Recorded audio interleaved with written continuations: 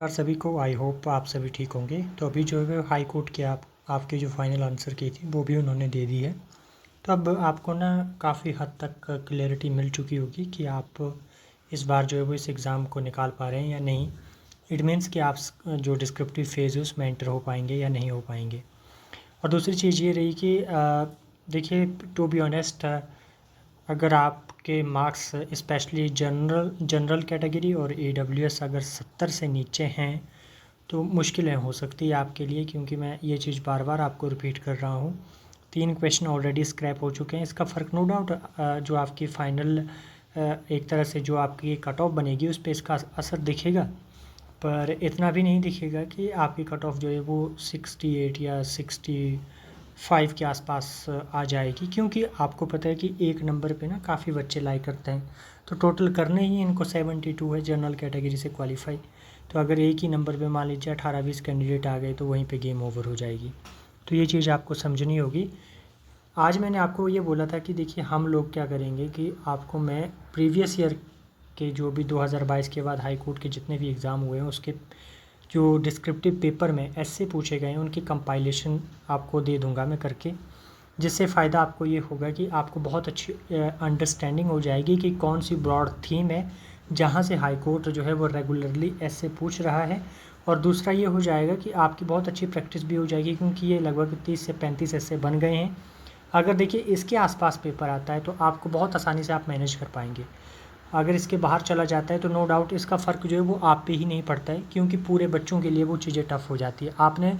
मैंने आपको पहले भी बोला है कि 2000 जो अभी 25 का एग्ज़ाम हुआ था डिस्ट्रिक्ट जुडिशरी क्लर्क का, मैंने सिर्फ 50 से 55 लोग थे जो व्हाट्सएप ग्रुप में ऐड हुए थे डिस्ट्रिक्ट जुडिशरी जो मेंस का एग्ज़ाम था उसके लिए, और उसमें से 11 लोग जो है वो क्लरिकल में सेलेक्ट हो गए हैं। इन्होंने भी यही ऐसे जो थे वो लगभग करे थे, और यहीं से उन्होंने जो है वो देखिए, एक होता है ब्रेनस्टॉर्मिंग, वो बहुत इंपॉर्टेंट होती है। आपको कंटेंट फिट करना आना चाहिए। वर्ड टू वर्ड आपको कहीं पे कुछ नहीं मिल सकता है। आपको एक समझ होना, पेरिफेरल नॉलेज की डेवलपमेंट होना बहुत ज़रूरी होता है, तभी आप इन चीज़ों को जो है वो अच्छे से एक प्लेन पेपर पे लिख सकते हैं अपने थॉट को। इसके लिए आपको प्रैक्टिस बहुत ज़रूरी होती है, तो ये सब चीज़ें जो है वो मैटर करती है। मैंने आपको आज ये ऐसे दूंगा मैं आपके इनके आंसर जो है वो आपको मैंने यूट्यूब पे ही करवाए हुए हैं, डाले हुए हैं पहले के। अगर मॉडल आंसर आपने देखने होंगे तो वो आप उनको देख लेना। High court district judiciary clerk करके उसमें प्लेलिस्ट जो होगी वो बनी हुई होगी, तो आप उसको देख लेना। बाकी इनको ज़रूर करना, पीवाईक्यू को इग्नोर नहीं करना है, चाहे वो मेंस हो चाहे वो प्रीलिम्स हो। अगर देखिए उससे बाहर पेपर जाता है ना तो वो सबके लिए टफ़ हो जाता है। 2025 में देखा आपने कि 36 नंबर वाले लोगों की भी नौकरी लगी है। तो जब पेपर टफ़ था तो सबके लिए टफ़ था, सबके मार्क्स कम आए तो फिर भी लोग लगे। तो ये चीज़ आपने ध्यान में रखनी है। दूसरी चीज़ ये रहती है कि आपने जो है वो, मैं आपको बार बार यही चीज़ रीइटरेट कर रहा हूँ कि लिखना बंद मत करना। डिस्क्रिप्टिव पेपर की इम्पोर्टेंस जो है वो डे बाय डे इंक्रीज़ हो रही है, तो इस स्किल को अपने अंदर डेवलप कीजिए। नहीं तो काफ़ी सारी चीज़ें जो है वो, अगर हम गवर्नमेंट एग्ज़ाम की बात करें तो अब इसमें ये जो डायमेंशन है एक, वो बहुत तेज़ी से इंट्रोड्यूस हो रहा है, तो इस बात को समझें आप। आगे इसमें देखिए एक और चीज़ रहेगी, मैं आपको एक जो है वो मॉडल आंसर भी दिखाऊंगा, खुद का मेरा लिखा हुआ। मैं उसको काफ़ी ज़्यादा, मतलब बार बार तो हम लिख नहीं सकते हैं, तो मैं उसको एक आपको रेफरेंस के तौर पर दे दूंगा। आप उससे आइडिया लगा सकते हैं कि आपको किस तरह से अटेम्प्ट करना है। इसमें जो डिस्क्रिप्टिव पेपर है इसमें इंग्लिश और हिंदी दोनों कैसे मिल जाएंगे। जैसे इन्वायरमेंट हो गया, environment and climate broad theme है। इसके अंदर शुड प्लास्टिक बी बैंड 2024 में हिंदी इंग्लिश ट्रांसलेटर का पेपर हुआ था, उसमें आया था। Global warming and climate change, ये हाई कोर्ट क्लर्क का एग्ज़ाम हुआ था 26 मई 2024 को, उसमें आया था। रेन वाटर हार्वेस्टिंग, ये 2023 के डिस्ट्रिक्ट जुडिशरी क्लर्क के मेंस में आया था। जल संरक्षण, ये हाई कोर्ट के अपने जो पंजाबी ट्रांसलेटर का एग्ज़ाम हुआ था उसमें आया था। प्रदूषण की समस्या और समाधान, ये मैंने अपनी तरफ से डाला था क्योंकि ये इम्पॉर्टेंट है। उसके बाद आप देखेंगे कि governance, politics and national identity से काफ़ी ज़्यादा इस पर फोकस रहता है।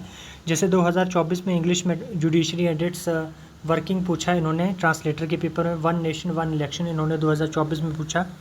India is young nation what an old civilization, ये क्लर्क कम प्रूफ रीडर जो 31 जुलाई 2022 को हुआ, उसमें ये पूछा इन्होंने। यूनिटी एंड डाइवर्सिटी 2023 का जो डिस्ट्रिक्ट जुडिशरी क्लर्क का मेंस हुआ था उसमें आया। अब ये 2025 में आया, जैसे we cannot be mere consumers of goods governance we must be participants. ये डिस्ट्रिक्ट जुडिशरी क्लर्क 2025 में ये ऐसे आया था। तो इस तरह के ऐसे यहाँ पर देखने को मिले आपको, जैसे reservation on basis of caste are reservation for scheduled caste and tribe fair, ये ऐसे था। फिर उसी तरह से आपको इसमें भी देखने को मिल जाएंगे ऐसे हिंदी में भी। तो इसमें आपको ब्रॉड सब चीज़ें जो है वो इसमें अच्छे से आपको देखने को मिल जाएगी। जैसे 2025 में ये आया था, जैसे हिंदी में कि सोशल मीडिया युवाओं में छूटने का डर पैदा कर रहा है, जिसके कारण उनमें अवसाद और अकेलापन बढ़ रहा है। वैसे तो ये ऐसे जो थे वो यूपीएससी सीएससी में आए हुए थे, पर फिर भी अगर हमसे पूछें तो हमारा करना इनको फ़र्ज़ बनता है। कृत्रिम बुद्धिमत्ता का उदय, बेरोजगारी का खतरा या पुनः कौशल विकास और उच्च कौशल विकास के माध्यम से बेहतर रोजगार के अवसर, ये भी डिस्ट्रिक्ट जुडिशरी क्लर्क 2025 में आपको देखने को मिला था। अब देखिए society and social issue broad theme है, इसके अंदर भी आपको ऐसे देखने को मिल जाएंगे। उसके बाद एथिक्स में, एथिक्स यानी कि थोड़ी फिलोसफिकल ऐसे भी आपको कई बार देखने को मिलते हैं। जैसे एक आया हुआ था कैन मनी बाय हैप्पीनेस, और दूसरा पूछा था importance of sports and entertainment in daily life. फिर हिंदी में जैसे भयंकर गर्मी में पत्थर तोड़ता मजदूर, ये आपको पता है कि सूर्यकांत त्रिपाठी निराला की एक कविता है, उसी में इलाहाबाद की सड़कों पर करके उससे ये लाइन पिक हुई है। 2025 में ही वहाँ से पूछते हैं कि हम मानव कानूनों का बहादुरी से मुकाबला कर सकते हैं लेकिन प्राकृतिक कानूनों का विरोध नहीं कर सकते। तो ये भी एक तरह से आपका फ़िलासफ़ी और ह्यूमन वैल्यूज से रिलेटेड ही कहीं ना कहीं ऐसे बनता है ब्रॉड थीम में। तो ये कुछ चीज़ें हैं इंपॉर्टेंट, मुझे लगता है कि आप इनको करें। इसके आंसर भी आपको मिल जाएंगे, जो 2025 का है उसको सॉल्व करके मैं आपके लिए प्रोवाइड करवा दूंगा। आपने एक चीज़ का ख़ास ध्यान रखना है कि जब भी आप लिखें तो दो चीज़ों पे हमेशा बहुत फोकस्ड रहना है। इस बार क्या है, इस बार की मार्किंग क्या है कि आपको पहले 15 नंबर ऐसे में मिलते थे, अब 20 मिलेंगे। हिंदी इंग्लिश में दोनों में 20-20 नंबर। 3 ऐसे आते हैं, उसमें से एक पिक करना होता है इंग्लिश में, वैसे ही 3 हिंदी में आएंगे, एक आपने करना है। तो ये इस तरह से ये 2 कंपोनेंट जो है वो ऐसे कि मिला करके आपके लिए जो है वो बहुत मतलब एक क्या कर देंगे कि 40 नंबर जनरेट कर देंगे। फिर उसके बाद 40 नंबर आपके ट्रांसलेशन के बनते हैं और 20 नंबर का कंप्यूटर आपके वन लाइनर देखने को मिलता है। तो इस तरह का बाइफर्केशन आपका मेंस के सिलेबस का रहता है। मैंने आपको पहले भी ये चीज़ बताई थी।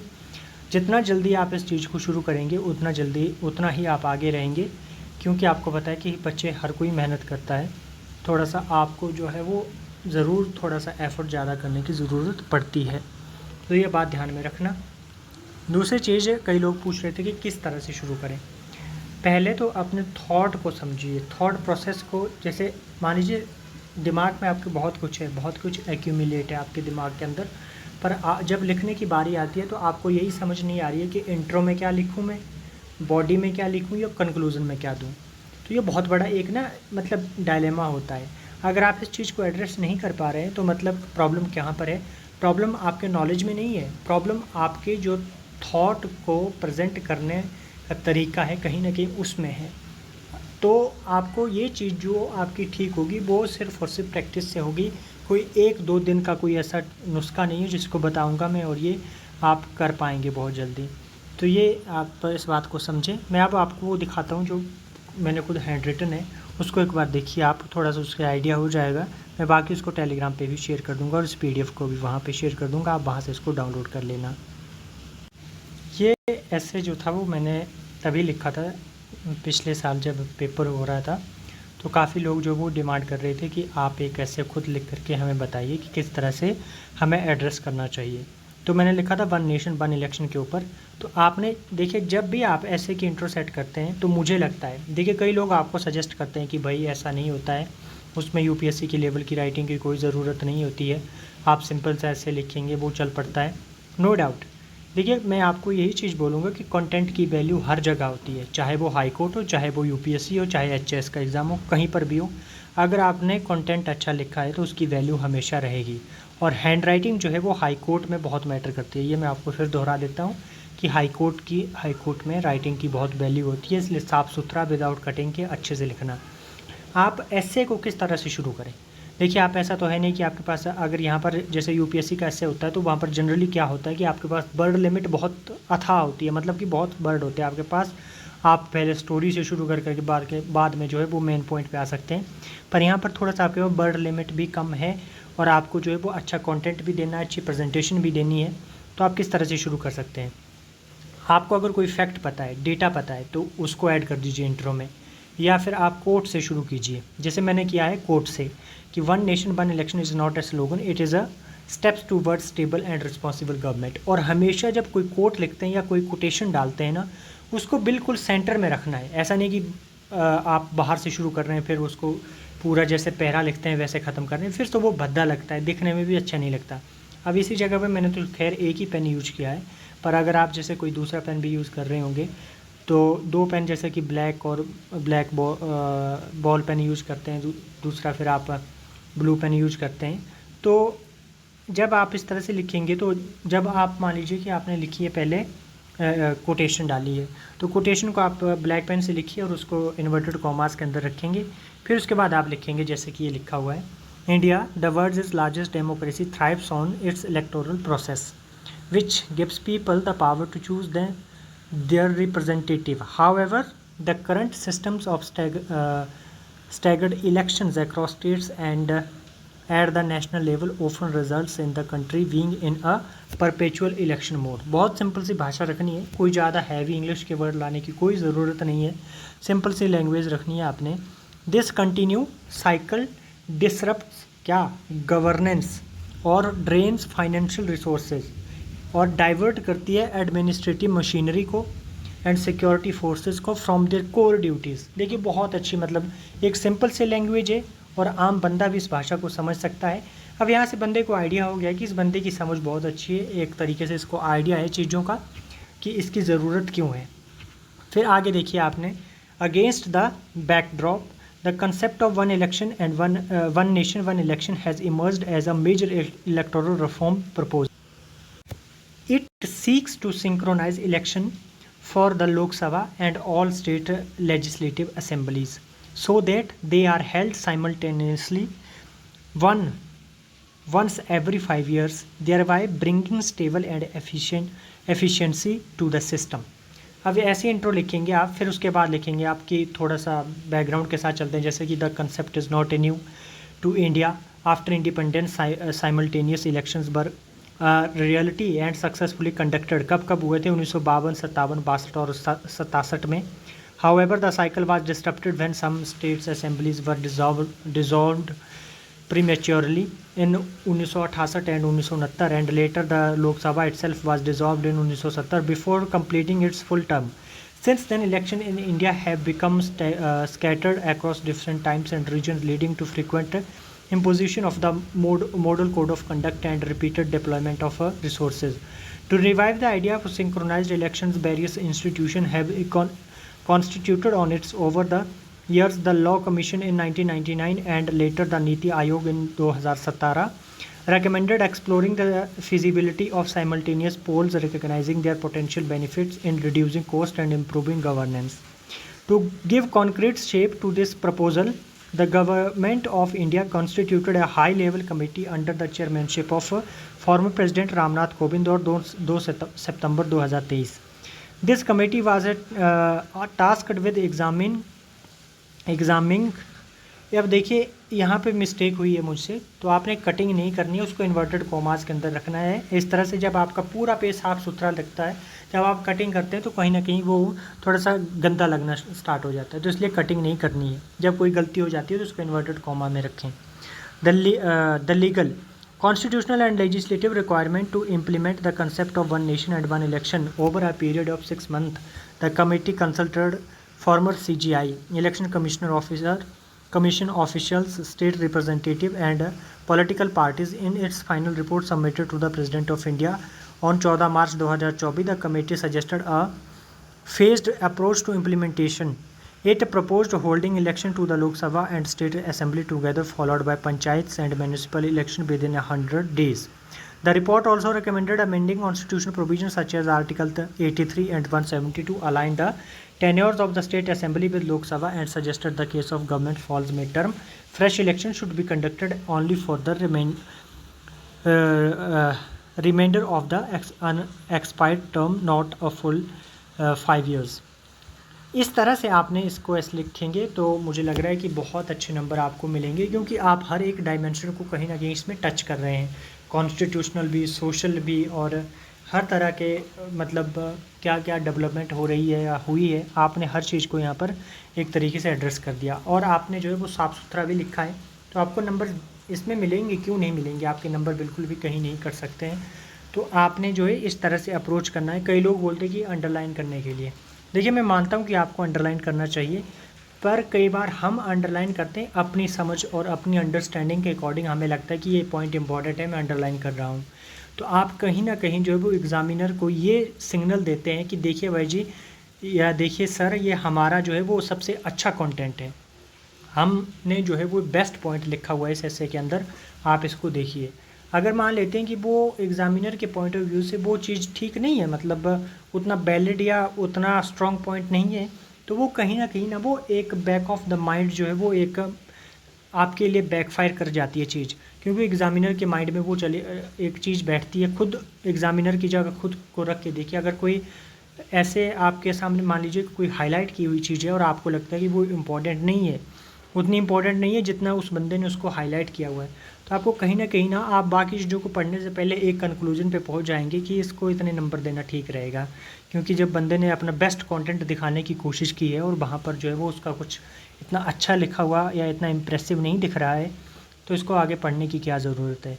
तो ये बात ध्यान में रखें कि जब आप हाईलाइट करते हैं तो थोड़ा सा सावधानी बरतें।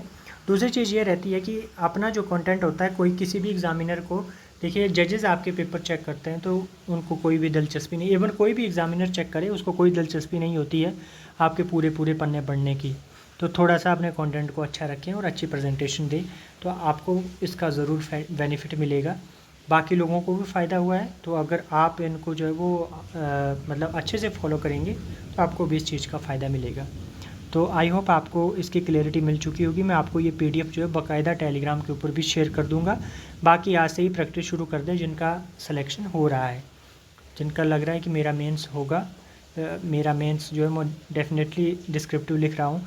बाकी देखिए बाकियों के लिए भी ऐसा नहीं कि घाटे का सौदा है, पर कई लोग हो सकता है कि फोकस कर रहे हो जैसे JOIT पटवारी के ऊपर, तो आप थोड़ा सा उस चीज़ को भी एक्सप्लोर कर सकते हैं। बाकी अगर किसी को कोई डाउट है तो आप ज़रूर शेयर करें। बाकी राइटिंग अभी से स्टार्ट कर दें, मैंने आपको इससे के टॉपिक जो है वो प्रोवाइड करवा दिए हैं, बाकी मैं इनको जो है वो आपके साथ साझा भी कर दूंगा।